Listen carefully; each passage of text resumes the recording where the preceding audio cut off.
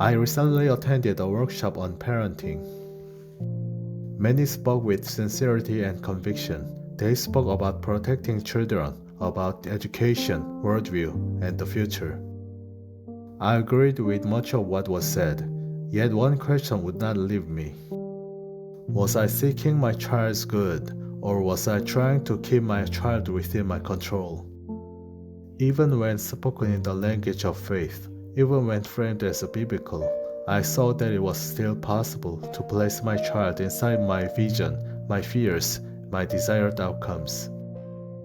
That realization stopped me. I saw clearly that I could do nothing, not because parenting is meaningless, but because control is not my calling. I am not my child's savior. My daughter may grow in ways that frighten me.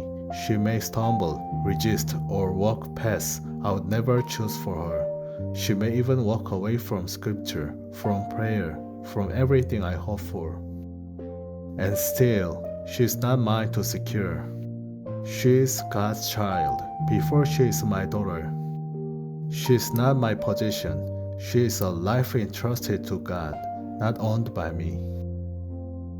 God has a redemptive path for her that is not identical to mine, and I am called not to replace His plan, but to trust Him with it. To follow Christ, I had to surrender not only my standards, but even my child, back to God. And so only one thing remains for me.